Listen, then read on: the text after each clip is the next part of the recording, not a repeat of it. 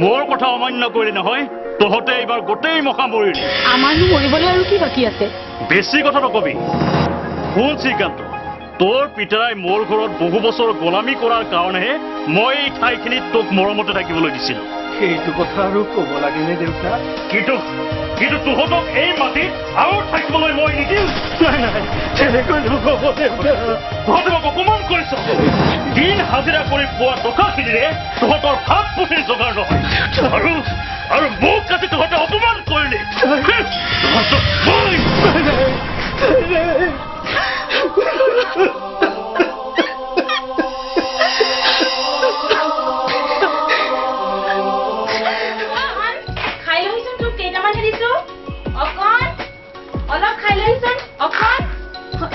কলৈ গ'ল অকণ ঐ অকণ অকণ অকণ ঐ অকণ তই কথা কি কৰিছ আচোন ভাতকেইটা খাই লহি এতিয়া নাখা তই স্কুল যাব লাগিব নহয় তই পঢ়িব লাগিব তই ভাত নাখালে কেনেকৈ ডাঙৰ হবি আহ কৰচোন নাখাওঁ তোক অকণমানহে খাবলৈ দিছো আহ কৰচোন আই মোৰ এতিয়া খাবলৈ ইচ্ছা নাই মাক দেউতাকৰ কথা নুশুনিলে মানুহে বেয়া বুলি ক'ব আহ কৰচোন কিনো হৈছে দেখিছেনে ইয়াৰ লগত এই কাণ্ডখন ভাতকেইটাৰ লগত কমখন জুলুম কৰিছেনে সি মোক বুজিলো ৰ'বাচোন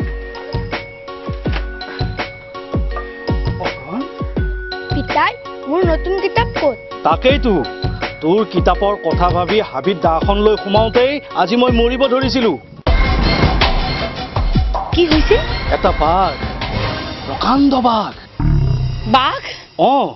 খৰিখিনি কাটি সামৰি ঘৰলৈ আহিব ধৰোতেই চকুৰ আগত দেখিলো নহয় এটা প্ৰকাণ্ড বাঘ হেৰা এনেকুৱা ডাঙৰ বাঘ মই জীৱনত আৰু কেতিয়াও দেখা নাছিলো তাৰপিছত কওকচোন কওক মোৰ জীয়তো একেবাৰে উৰি যোৱা যেন হ'ল কোনোমতে বুকুত সাহসটো গোটাই মই বাঘটোক ক'লো বোলো অকণৰ কিতাপখিনি কিনিবৰ বাবেহে মই জংঘলত সোমাইছো তাৰপিছত কি হ'ল ক'বলৈ কি আছে মই বাঘটোক ক'লো যে এই খৰিখিনি বিক্ৰী কৰি পোৱা টকাৰেই মই অকণৰ বাবে এখন নতুন কিতাপ কিনি দিম আৰু কি ক'লে আৰু কি কৈছে জানা বাঘটোৱে লগে লগে মোক আমাৰ চকু দেখুৱাই ক'লে ঐ তই জংঘলত সোমাওঁতে কিবা খাই আহিছিলি নে নাই এতিয়া মই ক'লো খাইছো মই আৰু নোখোৱাকৈ জংঘলত সোমাওঁনে বাঘটোৱে আৰু কিবা কৈছিল নেকি কৈছে কিয় নক'ব একো নোখোৱাকৈ মোক জংঘলত সোমাবলৈ মানা কৰিছে নহ'লে বোলে সি মোৰ মূৰটো চুবাই খাব অকণ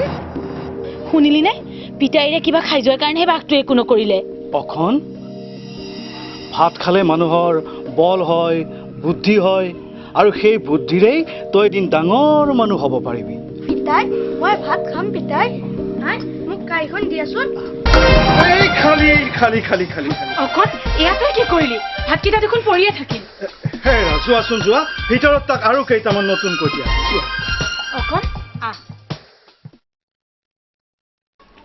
ভাত এই ভাত কেইটাৰ কাৰণেই আমাৰ হাহাকাৰ এই ভাত কেইটাৰ বাবেই ৰাতিপুৱাই দাখন হাতত লৈ মানুহৰ দুৱাৰে কাম বিচাৰি ঘূৰি ফুৰো অথচ ল'ৰাটোৱে ভাত খাবলৈ মনেই নকৰে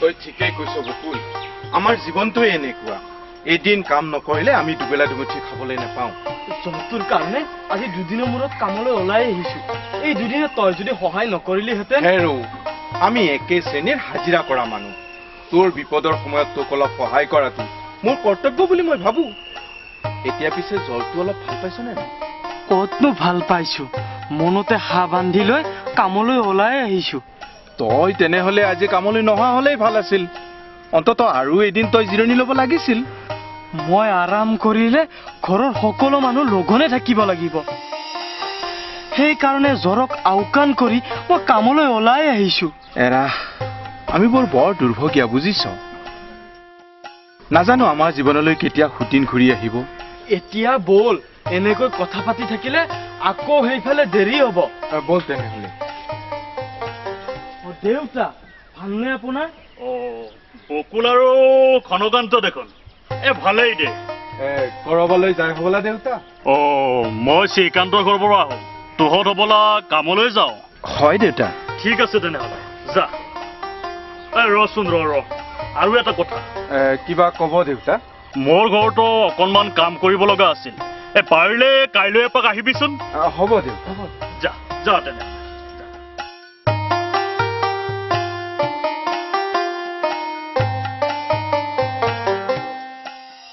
নেপায় নহয় বাবা, তোক অকণমানহে দিছো খাচোন। আৰু নেখাৱা? অকণমান দিছো খাচোন।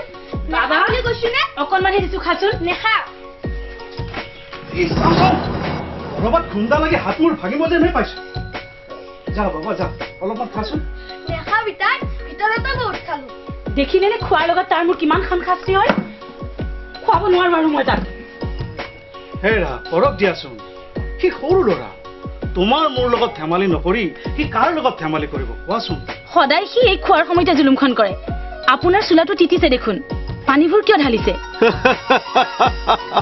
হেৰা চোৱা, যোৱা 7টা বছৰে এটোপাল বৰষুণৰ পানীও নিজৰ গাত পৰা নাছিল, আৰু আজি নিজৰ ঘৰৰ বৰষুণ নিজৰ গাতেই পৰিল। কি ঘৰৰ বৰষুণ? তুমি ছোৱালীজনীক ধাৰিখনতে শুৱাই থৈ আছিলা নহয়। অকলে হাঁহি হাঁহি খেলি থকা ছোৱালীজনীক দেখি মোৰ এবাৰ কোলাত তুলি ল'বলৈ মন গ'ল, আৰু লওঁতেই দেখিলা নহয় এয়া বৰষুণ। অকণ অকণ ভাতকেইটা খাই ল, তই স্কুল যাব লাগিব নহয়। খা, বাপনে গা ধুই যাবলৈ সাজু হৈছে, আৰু সি গ'লে অকলে যাব লাগিব। খাবলৈ কৈছো নহয়। নেখা। আকৌ দুষ্টামি, মই তোক এনেকৈ খুৱাব লাগিব নেকি? বাৰু হ'ব দিয়া। হেৰা এটা কাম কৰাচোন, তাৰ স্কুলৰ চাৰ্টটোকে পিন্ধাই দিয়া। যোৱা। আই, মোৰ কলমটো ক'ত থৈছা? তইহে জানো ক'ত থৈছ। মনত পৰিছে, আমাৰ বিচনাতে আছে।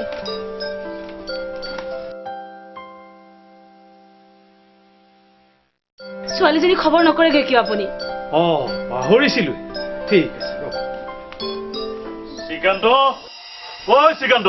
হেৰি মৌজাদাৰৰ ভায়েক নেকি? হয় হয়, আহক আহক, সোমাই আহক। কিয় বা আহিলে? মাটিৰ কথা ক'বলৈ আহিছে চাগে। হ'বও পাৰে।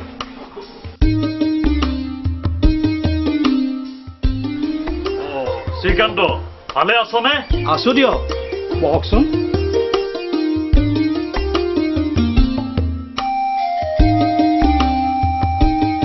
তোৰ পৰিবাৰ? তেওঁ ইয়াতে আছিল, এইমাত্ৰ ভিতৰলৈ গ'ল। এটা কথা শুনিলো শ্ৰীকান্ত, তোৰ বোলে এজনী ছোৱালীও জন্মিছে? প্ৰভুৱে দানৰ বস্তু এফেৰি দিছে। যোৱা বহাগত 1.5 বছৰত সোমাল।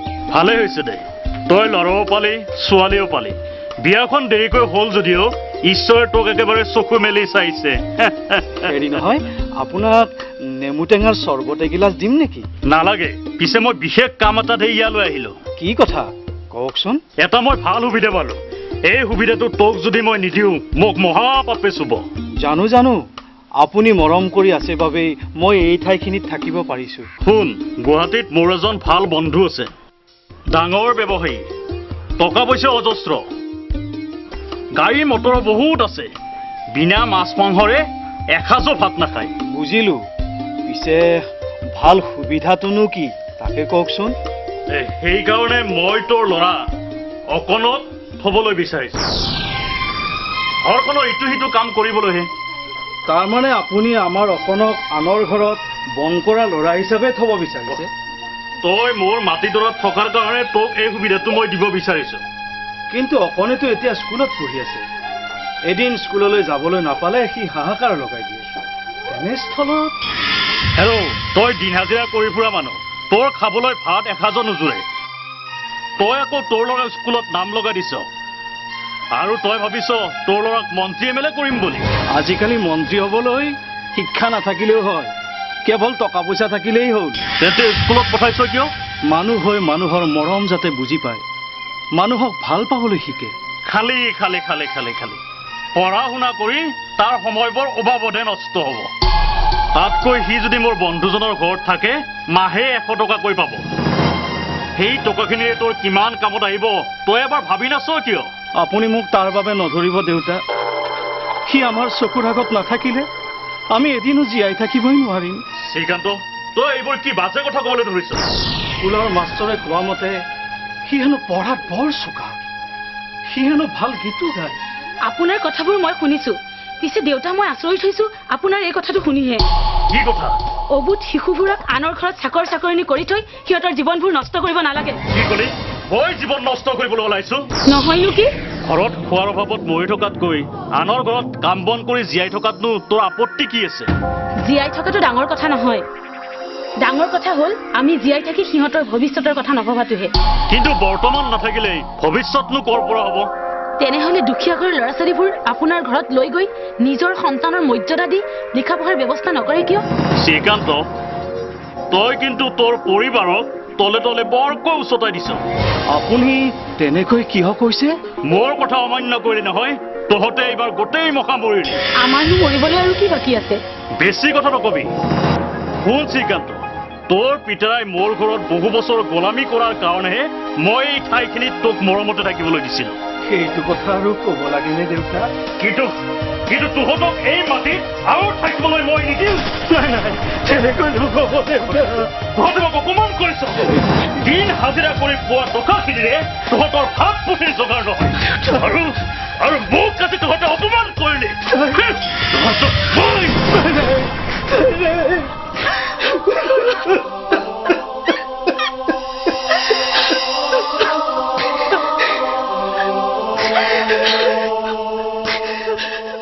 ৰঙিয়া আৰু নগাঁৱত স্থাপিত মাহিন্দ্ৰী ড্ৰামা স্কুলৰ নামভৰ্তিকৰণ চলি আছে। ইয়াত অভিনয়, নৃত্য পৰিচালনা, সংগীত, মূকাভিনয়, একশ্যন, স্ক্ৰিপ্ট ৰাইটিং, কলা নিৰ্দেশনা, কেমেৰা চলোৱা আদি প্ৰশিক্ষণ দিয়া হয়। ইচ্ছুক ছাত্ৰ ছাত্ৰীয়ে তলৰ ঠিকনাত যোগাযোগ কৰিব পাৰে। আমাৰ ঠিকনা ৰবীন দাস, প্ৰযোজক পৰিচালক তথা পৰিচালন সঞ্চালক, Mahindri drama school, Rangia, Bhutan road, ward number 5, জিলা Kamrup, Assam. Mobile number 9864140803। Mahindri drama school Nagaon শাখা, কলংপাৰ, জেবি ৰোড, জিলা নগাঁও, অসম।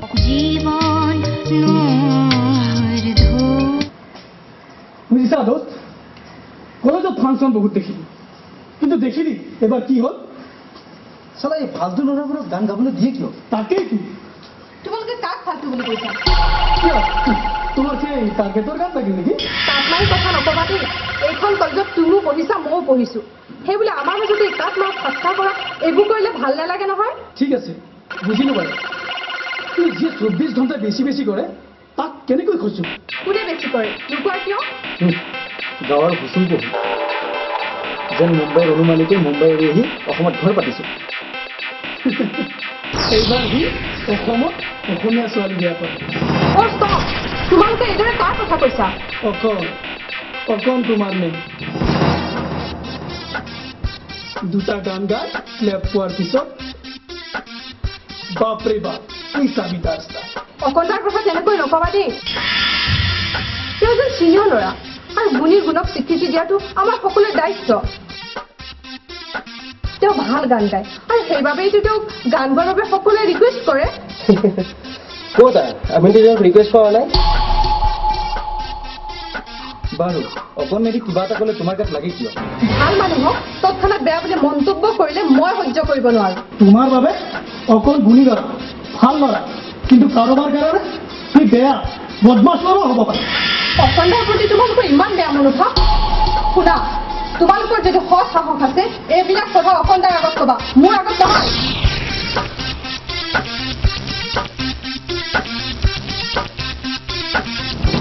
দেখিলি কি গ'ল? এই বাদ দে বিৰাট। অকণ ই কলেজৰ পৰা আহি পোৱা নাই নেকি? ঐ ফেচি এইফালে আছোন। ঐ ফেচি, বাপন দা, হেৰি নহয়, এই অকণে আগতে মোৰ কথা কওঁ। এইখন কি দেখিছ? সেইখন বঠি ভিতৰত কল পচলা কুটি আছিলো আৰু পচলাৰ লগত মাংস মিহলি কৰিম বুলি ভাবিছো। পচলাৰ লগত তই মাংস মিহলি কৰি খাবি? আজি খাম। পিছে মাংস ক'ৰ পৰা আনিম জানো? নাজানো নহয়, ক'লেহে জানিম। পিছে ক'ৰ পৰা আনিবি? এই ময়দাৰে তোৰ নাকটো খেচেককৈ কাটি পচলা ঠানি খাম, বুজিছ? ঐ, তোৰ মূৰ গৰম হৈছে নেকি? মোৰ মূৰটো তয়ে গৰম কৰিছ। মই কি কৰিলো? মোক তই ফেঁচি বুলি কিয় মাতিছিলি? সেইটো কথা। আৰে সেইটো কিবা খং কৰিবলগীয়া কথা নাই। খুৰী, তোমাৰ কি হৈছে? তুমি তেনেকৈ কান্দিছা যে?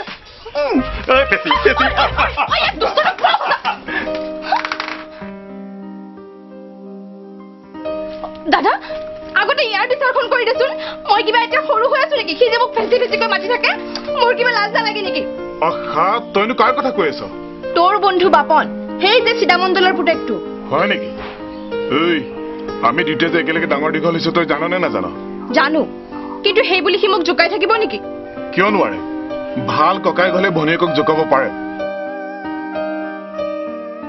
এই সেই চব বাদ দে এয়া চা মই তহঁতৰ বাবে কি আনিছো চাও এইবোৰ কি আনিছ এই ৰ আগতে সুধ এইবোৰ মই কি আনিছো কাৰ বাবে আনিছো আৰু কেনেকৈ আনিছো কচোন ক এইবোৰ কিয় আনিছ অকণ তই আহিলি তই ভিতৰতে মানে বেছি কাৰণে শুন আজি মই মোৰ জীৱনৰ একেবাৰে উত্তম খবৰটো লৈ আহিছো হয় নেকি অকল তই যি আনিছ আটাইখিনি মোকেই দিবি এই ফেচিক কিন্তু একোৱেই নিদিবি ঐ অকন্দা চাচোন ইয়াক তোক মই আজি এই গুৰি ৰচোন ই মোক অনবৰতে কিয় এনেকৈ জোকাই থাকে ঐ অকণ এইখন শাৰী নে কিয় চাও চাও ক'তা শাৰী তই আগতে আই পিতাইক মাতচোন পিতাই ঘৰত নাই আইকে মাতিছো ৰ আই অ আই অকন্দা আহিছে তৎক্ষণাত এইফালে আছোন আৰে আগতে তোৰ উত্তম খবৰটো কি সেইটো নকওঁ কিয় এই খবৰটো শুনাৰ পিছত তই স্ফূৰ্তি পাবি গৌৰীও পাব আৰু আই পিতাইৰ কথাটো নকয় অকণ তই আহিলি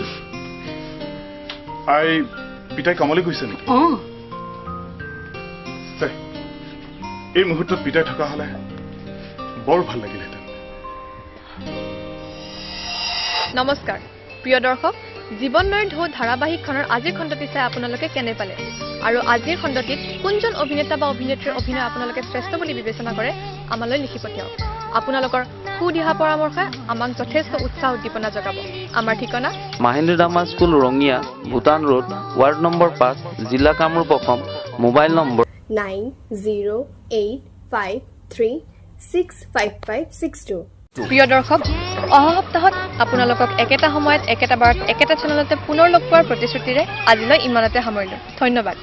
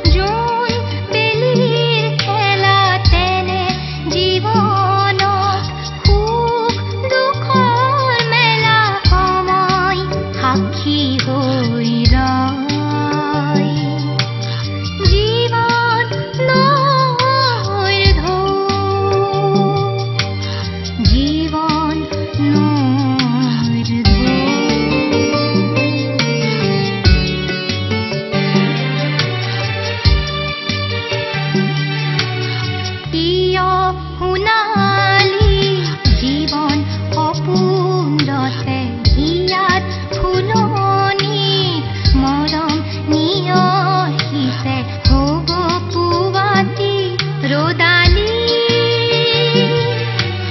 ভৰা শেৱালিৰ সুবাস বুটলি জীৱন কৰণী তাবেক সাৱতি হ'ব জীৱন ৰঙালী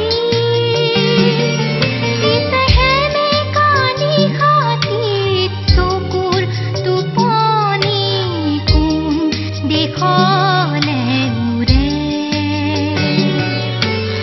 জীৱন নৈৰ ঢৌ জীৱন নৈৰ ঢৌ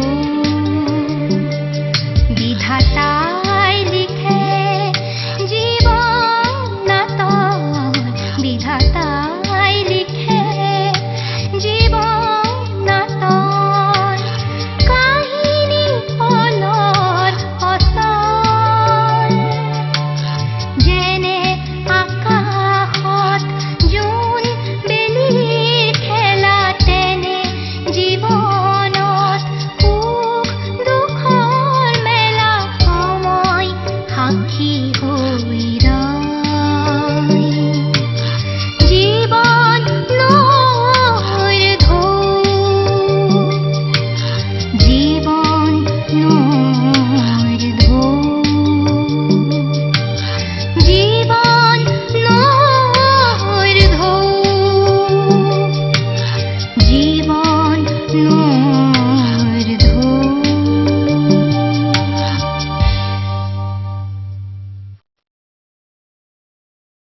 ৰঙিয়া আৰু নগাঁৱত স্থাপিত মাহিন্দী ড্ৰামা স্কুলৰ নামভৰ্তিকৰণ চলি আছে। ইয়াত অভিনয়, নৃত্য পৰিচালনা, সংগীত, মূকাভিনয়, একশ্যন, স্ক্ৰিপ্ট ৰাইটিং, কলা নিৰ্দেশনা, কেমেৰা চলোৱা আদি প্ৰশিক্ষণ দিয়া হয়। ইচ্ছুক ছাত্ৰ-ছাত্ৰীয়ে তলৰ ঠিকনাত যোগাযোগ কৰিব পাৰে। আমাৰ ঠিকনা ৰবীন দাস, প্ৰযোজক পৰিচালক তথা পৰিচালন সঞ্চালক, Mahindi drama school, Rangia, Bhutan road, ward number 5, জিলা Kamrup, Assam. Mobile number 9864140803। Mahindi drama school Nagaon শাখা, কলংপাৰ, জেবি ৰোড, জিলা নগাঁও, অসম।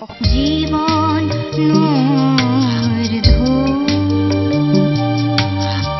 প্ৰিয় দৰ্শক, আপোনাক অপৰূপা টিভিৰ তৰফৰ পৰা বিনম্ৰভাৱে অনুৰোধ কৰিছোঁ, এই চেনেলটো আপুনি ছাবস্ক্ৰাইব, শ্বেয়াৰ, ফলোইং, লাইক আৰু কমেণ্ট কৰি লগতে কাষতে থকা বেল আইকনটো ক্লিক কৰি আমাক আপুনি সহায় কৰে যেন। আপোনাৰ এই সহায় সহযোগিতাই অপৰূপা টিভি চেনেলটোক জীয়াই ৰখাত বিশেষভাৱে সহায় কৰিব। যদি আপুনি অপৰূপা টিভি চেনেলটোক ফেচবুক, ইউটিউব বা ইনষ্টাগ্ৰামত সদায় চাব বিচাৰে, তেন্তে আপুনি এতিয়াই চেনেলটো ফলোইং, ছাবস্ক্ৰাইব আৰু লাইক কৰি ওচৰতে থকা বেল আইকনটো বজাই দিয়ক আৰু অপৰূপা টিভিক সদায় উপভোগ কৰক। আপোনালোকৰ মৰম আৰু আশীৰ্বাদে অপৰূপা টিভিক আগুৱাই যোৱাত যথেষ্ট সহায় কৰিব। আমি সদায় প্ৰতিশ্ৰুতিবদ্ধ, ৰাইজৰ পক্ষত থাকি ৰাইজৰ হকে আৰু সমাজৰ উন্নতিৰ হকে কাম কৰি যাম। বিশেষ জানিব লগা থাকিলে প্ৰিন্স কাশ্যপ, পৰিচালন সঞ্চালক তথা মুখ্য সম্পাদক অপৰূপা টিভি, মোবাইল নাম্বাৰ 8135819868 নম্বৰত যোগাযোগ কৰিব পাৰিব। ধন্যবাদ।